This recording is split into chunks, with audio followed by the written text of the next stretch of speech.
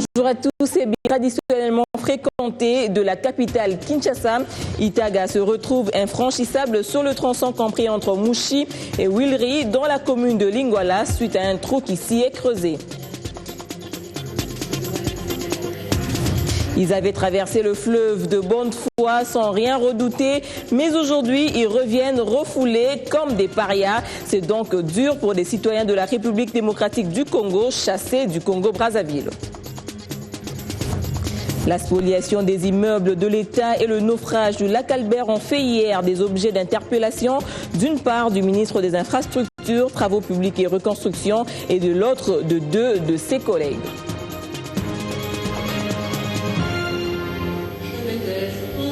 Le rendez-vous de la journée de contrôle parlementaire à l'Assemblée nationale a été respecté hier avec la présence des 3 ministres. La spoliation des immeubles de l'État et le naufrage survenu sur le lac Albert ont constitué les préoccupations des élus sur lesquelles ces membres du gouvernement ont eu à répondre. Alain Boma, reportage.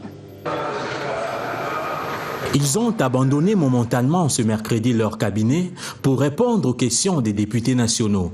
D'abord, le ministre ayant en charge l'urbanisme et l'habitat à la question de l'honorable Martin Kabouya sur la spoliation des immeubles de l'État.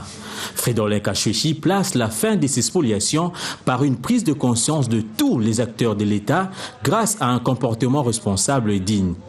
Ensuite, le ministre de l'Intérieur sur le naufrage survenu sur le lac Albert qui a endeuillé la nation congolaise. Nos compatriotes qui ont décidé de quitter les camps, ayant appris que la paix et la sécurité étaient revenues dans leur espace d'origine, sont partis et se sont éloignés du contrôle des autorités ougandaises et du personnel du HCR. Malheureusement, c'est une aventure qui n'a pas bien réussi. Le ministre des Affaires sociales et humanitaires, lui, est passé à son tour pour assouvir les préoccupations de l'honorable Nzekouye sur l'assistance et l'accompagnement des victimes de ces naufrages. Pas de manifeste au départ, pas de listing au moment de la livraison des corps au niveau de la République démocratique du Congo. Ce travail va prendre un peu de temps, mais au niveau du gouvernement, l'assistance est déjà disponible. Nous attendons juste que le listing soit établi pour que nous puissions les assister. Des explications qui n'ont pas rencontré les attentes de l'auteur de la question. L'autre temps fort de la journée d'hier a porté sur des précisions de la mission de l'Organisation des Nations Unies pour la stabilisation du Congo au sujet du renforcement de ses effectifs dans le Nord Kivu. Il s'agit d'apporter un soutien logistique au FARDC dans ses opérations de ratissage contre des forces négatives réfractaires. C'est au total 116 enfants, dont 6 filles associées aux groupes armés dans le Kivu, en province orientale et dans le Katanga, qui ont été transférés dans le centre de transit et d'orientation pour leur réunification et réintégration. Et c'est pour un total de 26 enfants âgés entre 12 et 17 ans, dont une fille, qui ont été libérés des groupes armés au nord et sud Kivu. Une situation que la MONUSCO promet de suivre de très près. Le recrutement et l'utilisation d'enfants soldats est un crime extrêmement grave, qui est parti et qui est sanctionné régulièrement. La MONUSCO, et cela fait partie de notre mandat, nous continuons à suivre et à documenter. Le moment venu, ceux des responsables de l'ADF qui seront arrêtés seront traduits, y compris devant les juridictions internationales. Vous êtes la presse, vous êtes témoins. D'autres sont là-bas, ils rejoindront tôt ou tard ceux qui sont à La Haye pour aller le commettre. Et au sujet des 4 agents de Médecins sans frontières pris en otage dans le Kivu, la MONUSCO dit ne pas posséder de plus amples informations à ce sujet.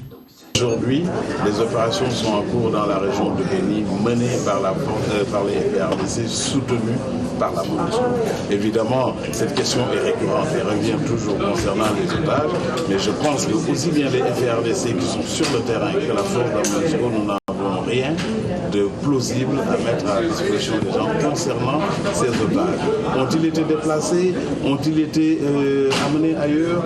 Nous ne pouvons pas spéculer là-dessus parce que nous n'avons rien de palpable. Nous ne pouvons que vous donner des informations vérifiées, vérifiables et qui sont crédibles.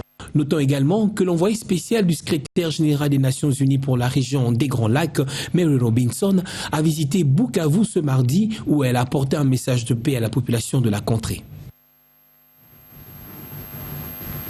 Les dernières nouvelles de la haie sont telles que le procès Jean-Pierre Bemba tend vers sa fin et il ne reste plus au parti que d'apporter des preuves de culpabilité du leader du mouvement de libération du Congo. Sinon, la Cour pénale internationale va rendre ses conclusions.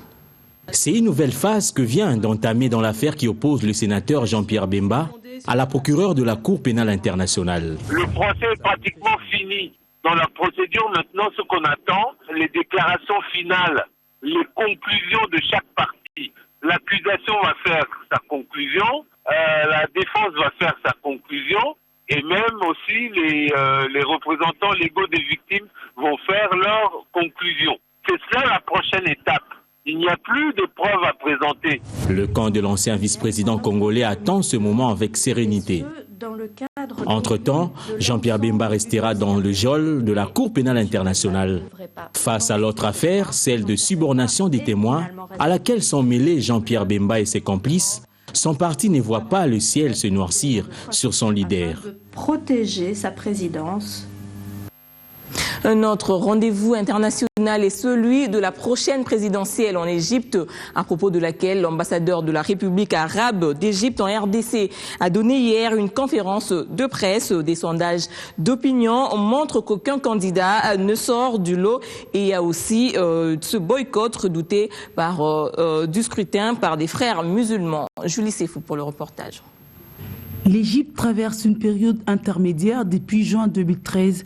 À quelques semaines de la présidentielle, 3 candidats ont exprimé leur intention. Parmi eux, Sisi, l'ex-maréchal, dit l'homme fort de l'Égypte. Il vaut son succès au rôle de l'armée sous sa conduite pour éviter la guerre civile en Égypte, un devoir consacré par la constitution du pays. Succès ou électorat, c'est ce qui sera prouvé lors des prochaines élections. À Kinshasa, la presse congolaise a sondé l'ambassadeur de la République arabe d'Égypte en RDC à ce sujet. Une personnalité, figure publique, c'est quelque chose, et un candidat aux élections présidentielles, c'est autre chose. Alors, je lisais il y a 2 jours des sondages qui disaient que ceci, en août 2013, sa cote de popularité était plus de 80%. Aujourd'hui, on parle de 38%, 39%. Alors le candidat, c'est complètement différent que la personne, la figure publique. Les gens aiment quelqu'un et ils disent c'est lui qui nous a sauvés, quoi que ce soit. L'autre candidat, c'est un candidat fort qui est à peu près entre 20 et 25% dans les élections de 2012. C'est quelqu'un qui n'est pas faible aussi, l'autre candidat. Ashraf Ibrahim sait autant que chacun des fils du pays des pharaons les attentes du pays. Qu'est-ce qu'il peut donner économiquement, politiquement, sur le niveau de la sécurité en Égypte, les relations internationales? Alors les éléments sont complètement différents.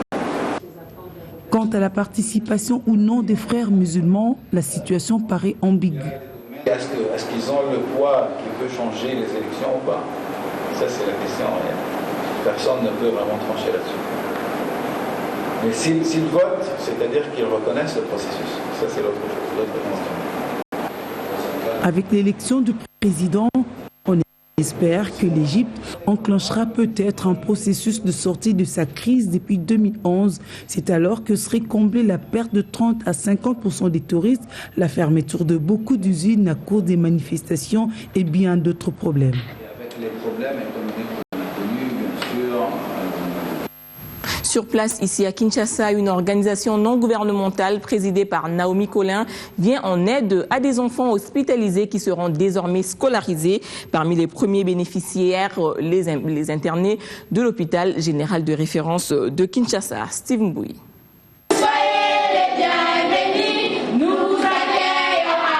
C'est une lueur d'espoir qu'offre l'ONG Naomi avec son vaste projet dénommé les écoles du cœur.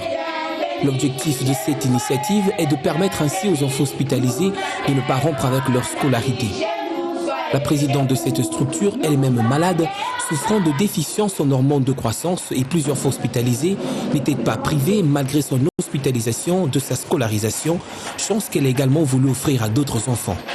J'ai souvent été hospitalisée hospitalisée en Belgique pour subir différentes opérations. C'est là où j'ai commencé à fréquenter une école à l'hôpital avec d'autres enfants hospitalisés.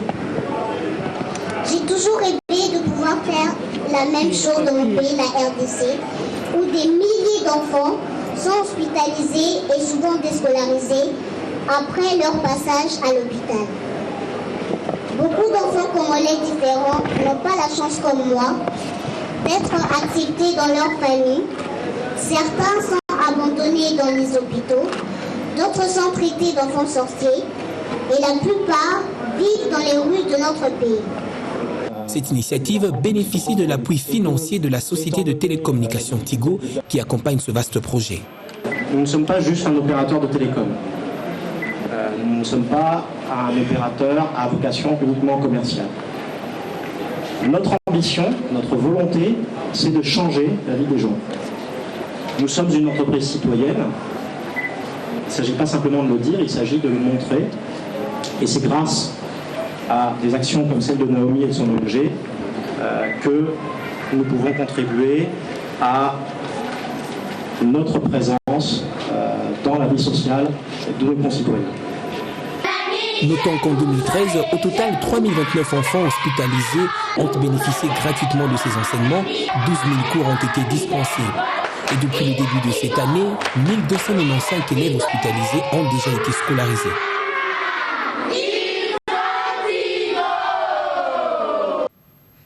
Qu'est-ce qui ne va pas à Brazzaville? En tout cas, en attendant des réponses claires à la tension qui règne au point de précipiter les Kinois qui y habitent de retourner sans condition à leur ville. Nous apprenons que ces derniers sont torturés, humiliés et chassés. L'ambiance n'est pas agréable à vivre au beach de Kinshasa. Il semble que l'opération Mbata et Yamukolo lancée pour traquer les malfrats s'étend même sur les non concernés.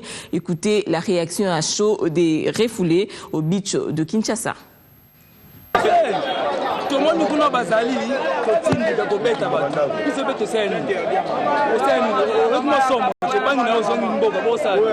biso tosalaka aller retour na Brazza tokenda ntongo tozonga pokwa na ke journal lelo bazonyokola bakongolais bakangi nga na présenter bango laisser passer baboyi bakangi nga babotoli ngai 50 000 francs CFA makambo oyo soki botali boye biso tokanda konyoka makaka boye pamba mpona nini kokotela so na ndaku papa kokotela so na ndaku biloko soko otumba bamisusu yebi te banzala basuka ndenge nini basoko mboka na biso balingi biso te tokesa paga na mboka na bango tomatisi biloko na mboka na bango barefule biso tovanda na Brazzaville bandako na biso batumbi bandako na biso bilo taka nde nazonga mabu pamba peji vome tele mitina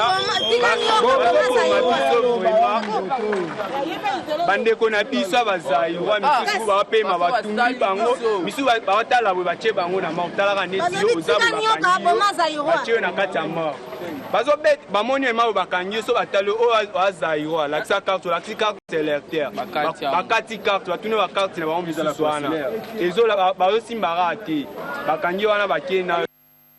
Autre chose à présent, en dépit des efforts louables fournis en matière de réhabilitation des artères dans la ville, il s'observe par-ci par-là certaines détériorations, en l'occurrence de trous géants sur Itaga à hauteur du camp Lufungula. Déviation obligatoire pour les véhicules. Gaylor Badibanga et Julie Sifou.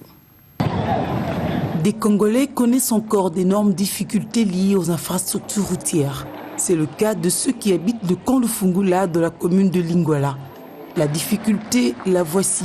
Nous sommes sur l'avenue Itaga à son croisement avec Ouiliri, situation similaire à hauteur de Mouchi.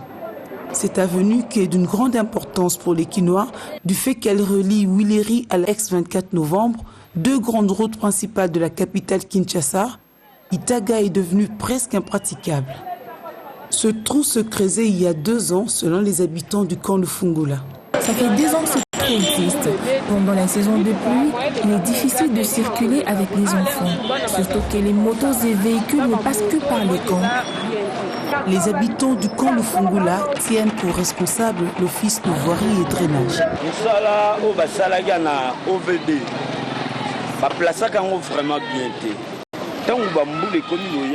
Toutefois, l'OVD n'avait pas achevé les travaux débutés il y a peu. Suite aux pluies, ce trou s'est davantage creusé, dit cet homme. La cause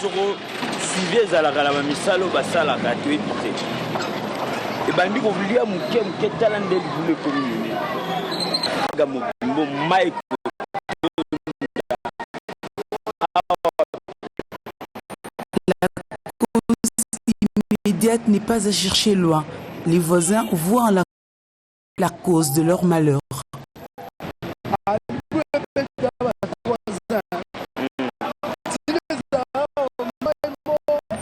L'hiverneur passait par ici, mais depuis, il ne passe plus. Renchérissez, monsieur.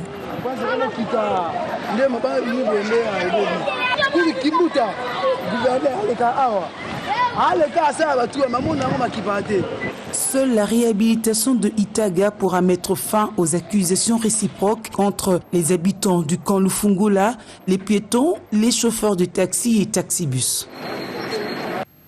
Avant de nous séparer, vivons l'ambiance du jeu concours Miss Vodacom édition 2014 qui débute déjà et la présentation des candidates venues de partout en République démocratique du Congo a eu lieu hier au cours d'une cérémonie organisée à leur honneur. Reportage. Que vive la saison 3 Miss Vodacom Congo. Nous souhaitons bonne chance à tous les participants. Coup d'envoi mercredi 9 avril du concours Miss Vodacom. 28 candidats sont en lice pour une couronne en titre Miss Vodacom 3e édition. 25 parmi elles étaient présentées au public après différents castings à travers le pays. Les 3 retardataires rejoindront le groupe dans les heures qui suivent selon les organisateurs. Une viendra de Bunia, de la province orientale, et 2 de Mbujimaï, au Kasaï occidental. La cérémonie de lancement de cette grosse aventure pleine d'émotions et de surprises a justifié la présence des autorités du pays. Pour Vodacom Congo, il fallait circonscrire l'événement. Vodacom Congo s'est résolument engagé aux côtés du peuple congolais dans le processus de son développement, d'offrir cette fenêtre de divertissement qui néanmoins apporte sa part d'enrichissement culturel à nos jeunes ainsi qu'à tous les publics et spectateurs de notre pays. Cette prise de place donne aux candidats l'accès à la télé-réalité pour laquelle elles ont été sélectionnées. Des encouragements ont été formulés de toutes parts, partant des autorités jusqu'à la détentrice de la couronne Miss Vodacom 2e édition, Lorraine Kabouiz, qui n'attend plus que s'en débarrasser au profit de la prochaine Miss. Je pense que c'est une occasion pour les jeunes filles de pouvoir s'exprimer, de pouvoir aussi montrer leur bonne éducation, de bien se comporter entre elles. Et c'est une chance pour elles aussi. Hein. Vous savez, vous gagnez à la fin 100 000 $, c'est quand même un magot. Donc, je souhaite bonne chance à ces filles et j'espère que ce sera une fille de Kinshasa cette fois-ci qui pourra gagner. Là, je suis venue remettre la couronne en jeu, vu que ça fait maintenant 2 ans que je la garde, bien entendu. Et ce que j'aimerais donner comme conseil aux nouvelles candidates, c'est premièrement de rester naturel. C'est le premier secret, rester soi-même. Se battre, ne pas prendre l'attitude d'une autre personne. C'est donc parti pour 3 mois de concours dans un manoir secret et des votes sous l'encadrement d'un jury qualifié jusqu'à la grandiose soirée de la consacration Miss Vodacom 3e saison. Voilà, c'est la fin de ce journal. Merci de rester branchés sur B1 Télévision.